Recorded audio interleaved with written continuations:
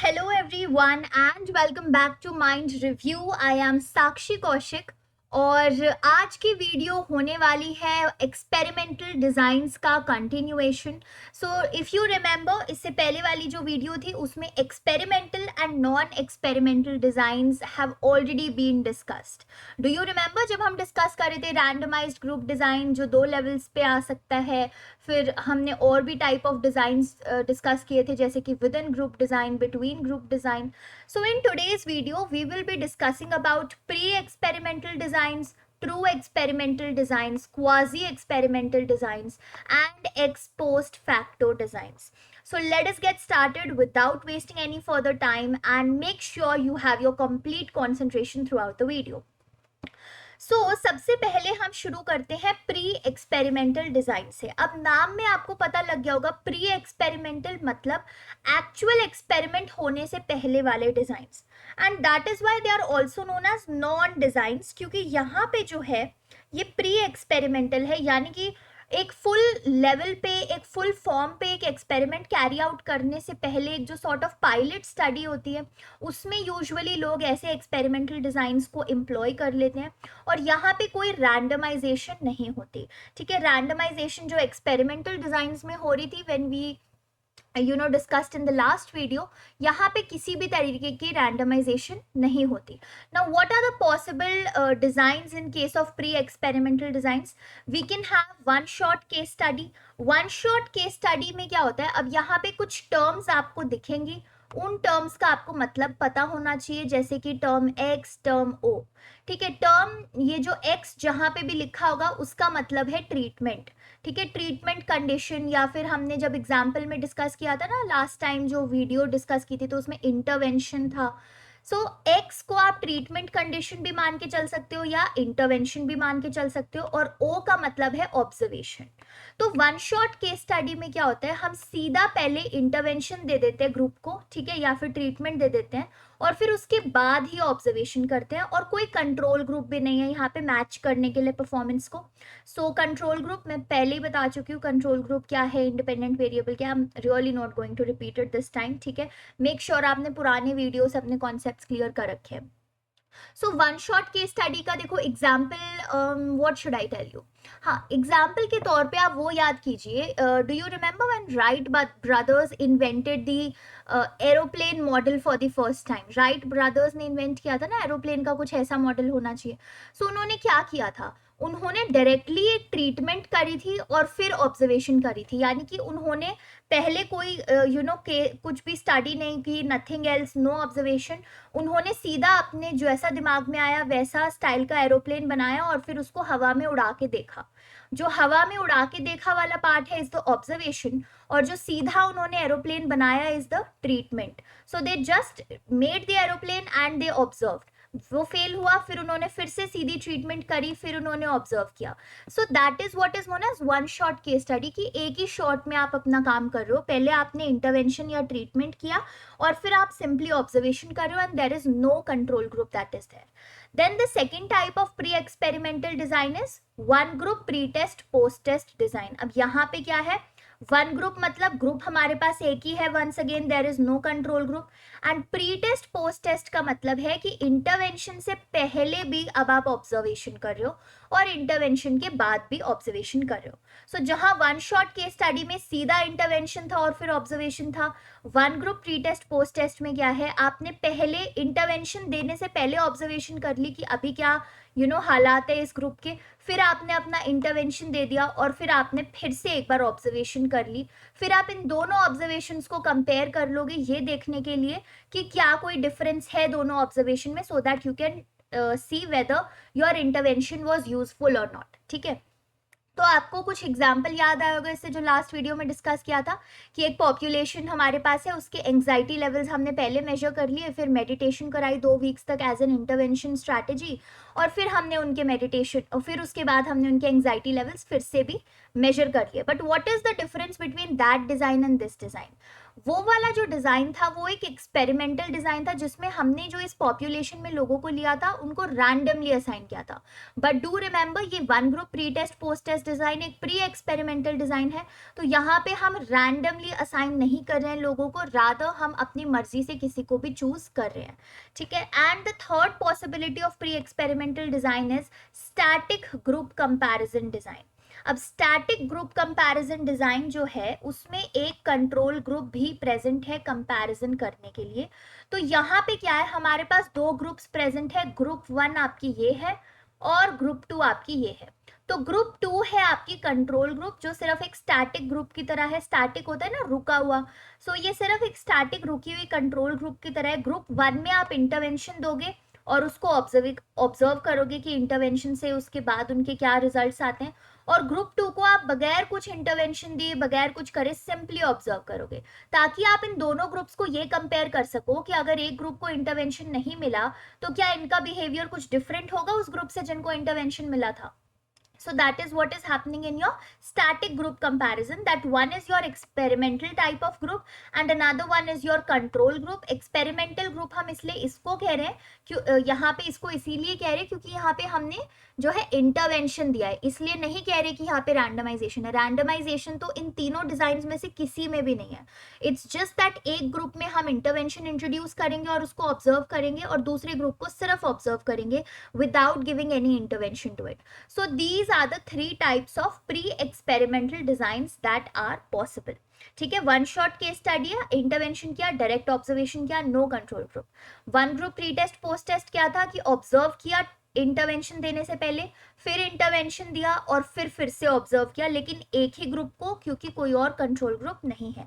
Static group comparison में क्या है कि सीधा इंटरवेंशन दिया और ऑब्जर्व किया एक ग्रुप को, और दूसरी ग्रुप को स्टैटिक रखा, उसको कोई इंटरवेंशन नहीं दिया क्योंकि that group is acting as a control group. So I hope आपको प्री एक्सपेरिमेंटल डिजाइन क्लियर है। And now we will move on to true experimental design. अब ट्रू एक्सपेरिमेंटल डिजाइंस को ट्रू एक्सपेरिमेंटल क्यों बोला जाता है, क्योंकि यहाँ पे सारे के सारे एक्सपेरिमेंटल डिजाइंस क्या है, रैंडमाइज्ड, यानी कि पार्टिसिपेंट्स की, सब्जेक्ट्स की जो है रैंडम असाइनमेंट है। सेकेंडली, हर एक ग्रुप में एक कंट्रोल ग्रुप भी प्रेजेंट है। कंट्रोल ग्रुप का काम क्या है, ताकि हम उससे कंपेयर कर पाए कि हमारे इंटरवेंशन का कोई यूज हुआ था या नहीं हुआ था, क्योंकि कंट्रोल ग्रुप एक ऐसी ग्रुप है जिसको हम इंटरवेंशन से एक्सपोज नहीं करते हैं। क्यों नहीं करते, ताकि हम ये देख पाए कि अगर किसी ग्रुप को इंटरवेंशन से एक्सपोज नहीं किया है तो क्या उनका बिहेवियर कुछ डिफरेंट होगा उस ग्रुप से जिसको इंटरवेंशन से एक्सपोज किया गया है। Now the possible true experimental designs are these four. What are these? Post test only, post test only. अब देखो यहाँ पे आर का मतलब क्या है, आर का मतलब है रैंडमाइज्ड, और यहाँ पे आप हर एक डिजाइन के आगे जो है आर लिखा हुआ देखोगे, क्योंकि ये ट्रू एक्सपेरिमेंटल डिजाइंस है और यहाँ पे सारे के सारे ग्रुप्स जो हैं वो रैंडमाइज्ड होंगे, ठीक है। आर के आगे फिर वही सिंबल्स है, एक्स का मतलब इंटरवेंशन है और ओ का मतलब ऑब्जर्वेशन है। O1 का मतलब ऑब्जर्वेशन 1, O2 का मतलब observation 2, and so on and so fourth, ठीक है। तो पोस्ट टेस्ट ओनली वाले टेस्ट में क्या होता है कि हम सिर्फ इंटरवेंशन या टेस्ट देने के बाद ही ऑब्जर्वेशन कर रहे हैं। तो ये वाली ग्रुप कौन सी होगी और ये वाली ग्रुप कौन सी होगी, फटाफट बताइए मुझे, फटाफट। हाँ जी, तो ये जो फर्स्ट वाली ग्रुप है ये आपकी एक्सपेरिमेंटल ग्रुप है और सेकंड वाली ग्रुप आपकी कंट्रोल ग्रुप है। व्हाई इज इट सो, क्योंकि फर्स्ट ग्रुप में हम इंटरवेंशन दे रहे हैं और सेकंड ग्रुप में हम इंटरवेंशन नहीं दे रहे, that is why it is your control group. तो post test only experimental design में क्या होता है कि हमने रैंडम असाइनमेंट कर दी, फिर एक ग्रुप को बुलाया और उनको इंटरवेंशन दिया और ऑब्जर्व किया, और दूसरी ग्रुप में क्या है, रैंडम असाइनमेंट तो थी बट उनको सीधा ऑब्जर्वेशन में ही डाल दिया, ठीक है। तो वो हो गया आपका कंट्रोल ग्रुप, और यहाँ पे इसका नाम पोस्ट टेस्ट ओनली है, तो उसी से आपको पता लग सकता है कि जो इंटरवेंशन है या जो भी टेस्ट आप देना चाह रहे हो उस टेस्ट के बाद ही आप ऑब्जर्वेशन कर रहे हो। सेकेंड टाइप का ट्रू एक्सपेरिमेंटल डिजाइन हो सकता है pre test post test control group design. So it is very much similar to one group pre test post test, बस डिफरेंस क्या है कि यहाँ पे दो ग्रुप्स होंगी हमारे पास, एक ग्रुप होगी एक्सपेरिमेंटल ग्रुप और दूसरी ग्रुप होगी control group. Now what is the experimental group over here, quickly. हाँ जी, तो ये फर्स्ट वाली ही एक्सपेरिमेंटल ग्रुप है, सेकेंड वाली कंट्रोल ग्रुप है। क्यों है, क्योंकि फर्स्ट वाली में हम इंटरवेंशन को इंट्रोड्यूस करके बैठे हुए हैं और सेकंड वाली ग्रुप में हमने कोई इंटरवेंशन इंट्रोड्यूस नहीं किया हुआ। So pre test post test control group में क्या होगा कि रैंडम असाइनमेंट करी, हमने इंटरवेंशन देने से पहले ऑब्जर्वेशन करा, इंटरवेंशन दिया, उसके बाद भी ऑब्जर्वेशन किया। और जो कंट्रोल ग्रुप है उसको भी जब हमने एक्सपेरिमेंटल ग्रुप का ऑब्जर्वेशन किया था उसी वक्त इसका भी ऑब्जर्वेशन किया, इनको कोई इंटरवेंशन नहीं दिया, पर बाद में हमने इनका फिर से ऑब्जर्वेशन किया। तो ये क्या हो गया, pre test post test control group. Then the third type of true experimental design is your Solomon 4 group design। ठीक है, इसको प्लीज ध्यान से सुनना है। Solomon 4 group design में क्या है, जब आप पोस्ट टेस्ट ओनली और pre test only control group को मिला देते हो तब जाके आपको मिलता है Solomon 4 group design। If you will see it carefully, तो Solomon 4 group design में क्या है, हम हर एक टाइप की चीजें इन्वॉल्व कर रहे हैं। तो रैंडम असाइनमेंट करी, और ये जो फर्स्ट टू आप देख रहे हो ये क्या है, pre test post test design है ना, pre test post test control group, कि मैंने पहले ऑब्जर्वेशन करी, इंटरवेंशन दिया, फिर से ऑब्जर्वेशन करी, फिर एक ग्रुप में ऑब्जर्वेशन करी, इंटरवेंशन नहीं दिया और फिर से ऑब्जर्वेशन करी।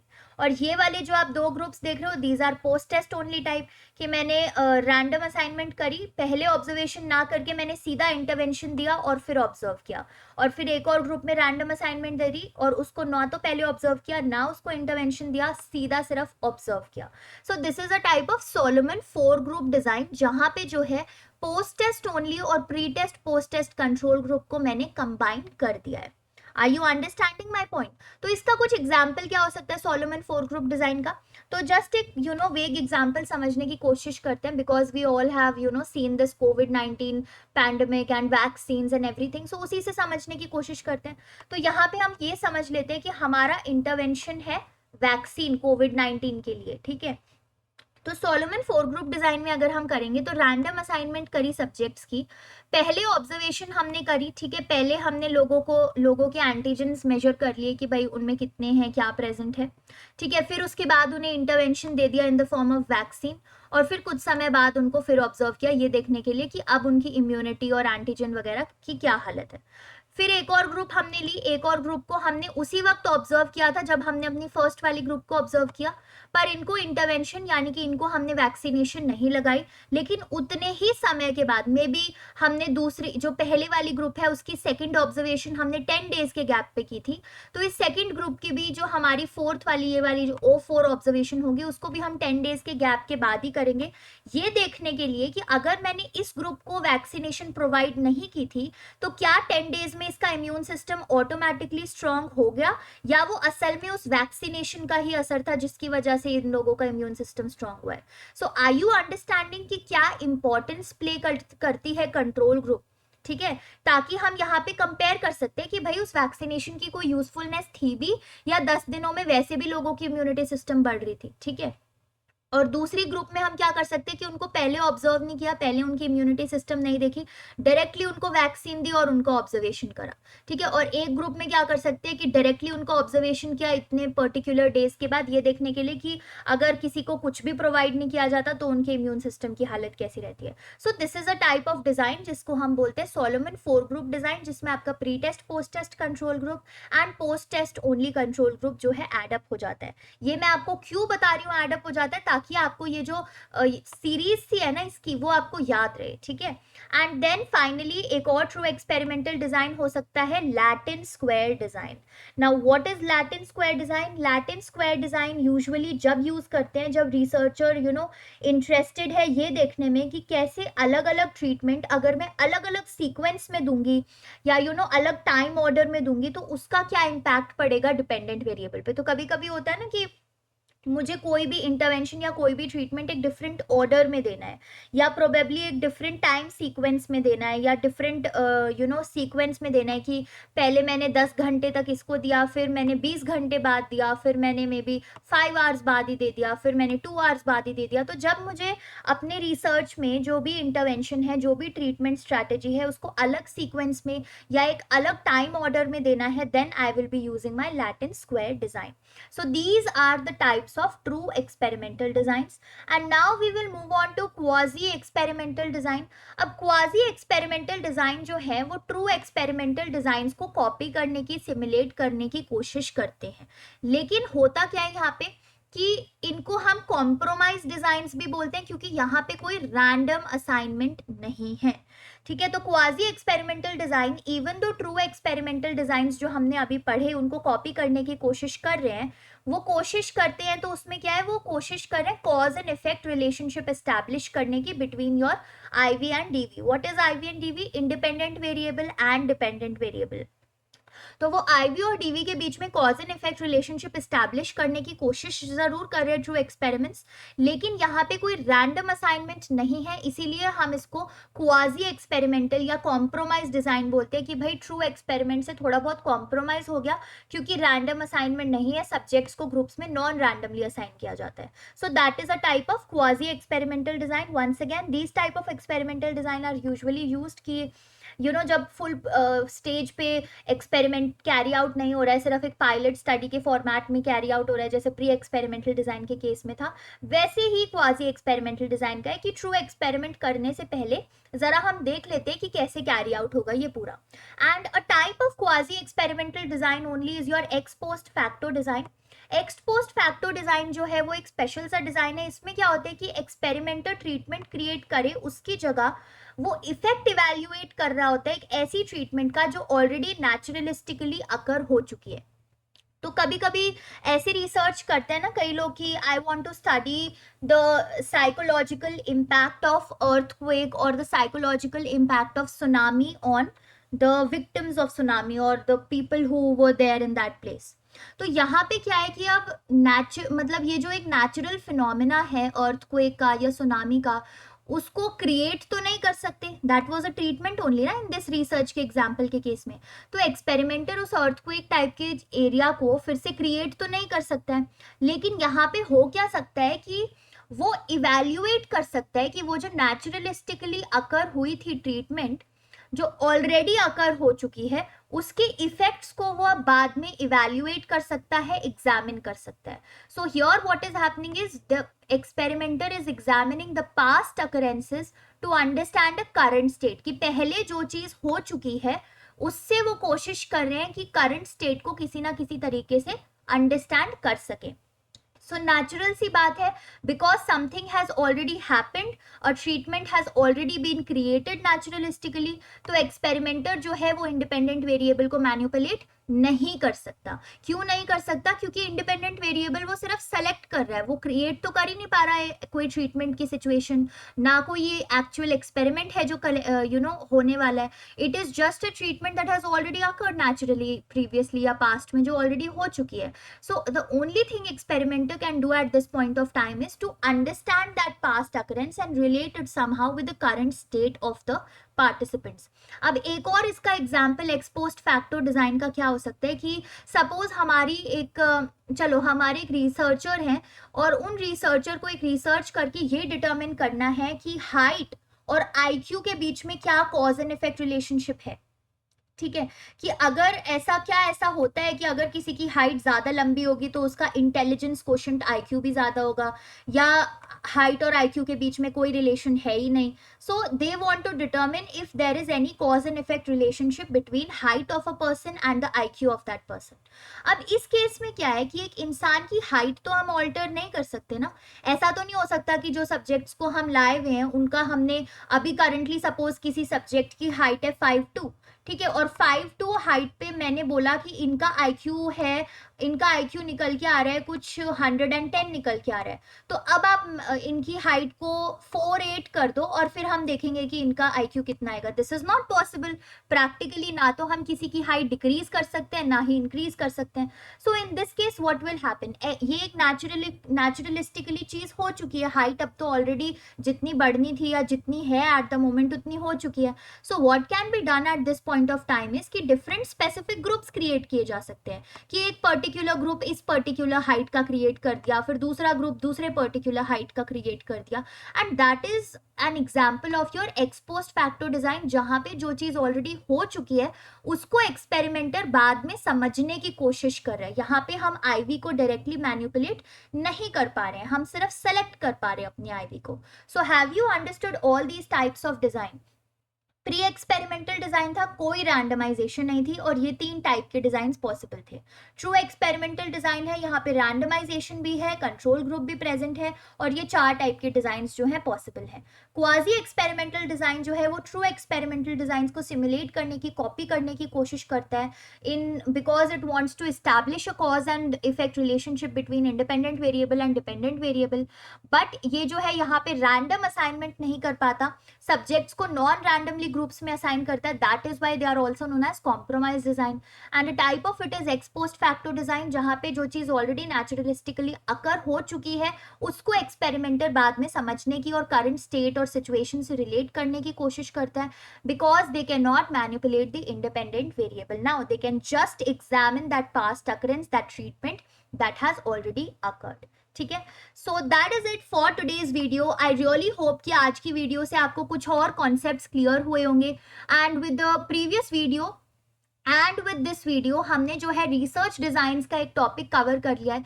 If you have, in case you have missed the previous video that was on experimental and non experimental designs, I would really request you all, वो बहुत इंपॉर्टेंट वीडियो थी, प्लीज उसको जरूर देखिए अपने कॉन्सेप्ट्स क्लियर करने के लिए। उसमें हमने काफी सारे एक्सपेरिमेंटल डिजाइंस की और नॉन एक्सपेरिमेंटल डिजाइंस की बात की थी। And if you have missed any of the videos of let's crack it series, तो आप वरी ना कीजिए, वापस जाके एक मैंने पूरी प्लेलिस्ट क्रिएट कर रखी है लेट्स क्रैक इट सीरीज नाम से, उसका लिंक डिस्क्रिप्शन बॉक्स में है।